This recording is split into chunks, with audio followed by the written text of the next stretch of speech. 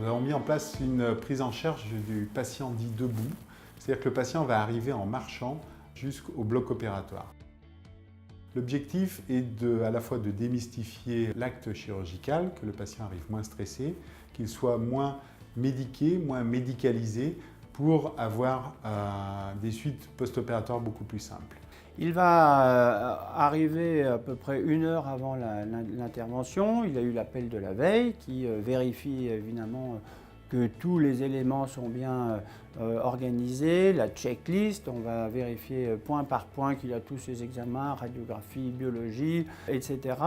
Il va arriver donc à peu près 1 heure avant l'intervention où il va avoir cet entretien avec l'accueil et puis l'entretien avec l'infirmière qui va à nouveau vérifier cette checklist pour être certain qu'on a tous les éléments bons pour l'intervention.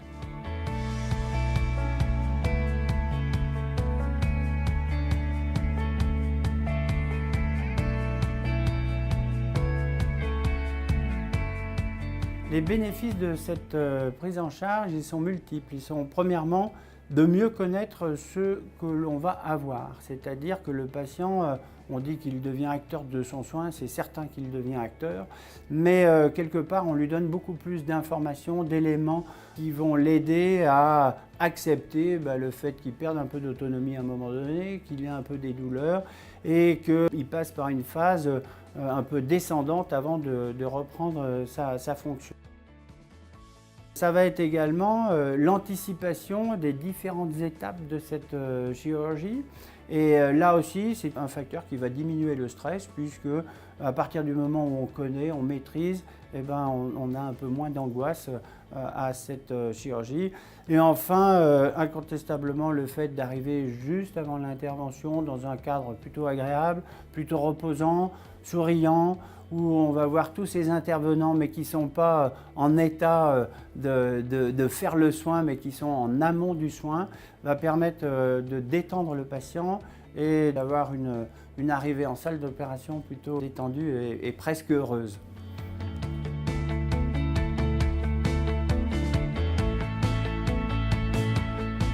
On favorise le plus possible dans cet établissement le retour à domicile très rapidement, dans de bonnes conditions de sécurité et dans de bonnes conditions de confort.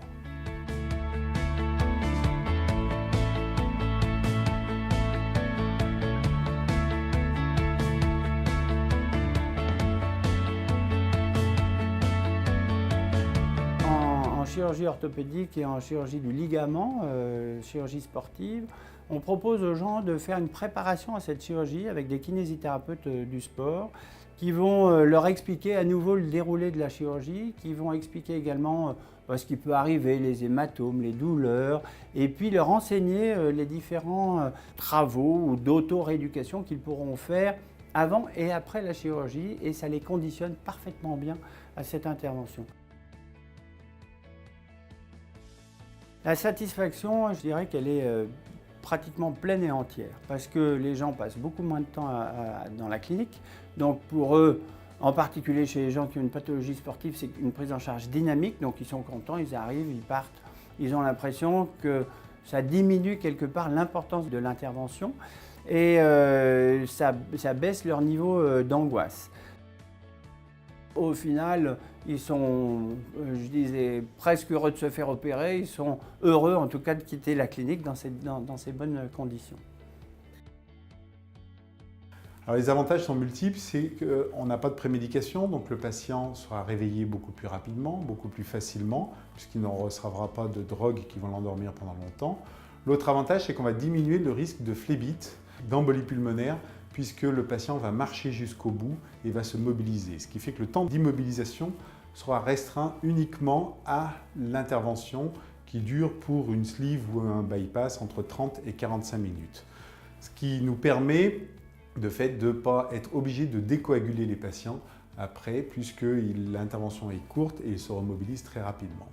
Voilà les principaux avantages de cette prise en charge du patient debout.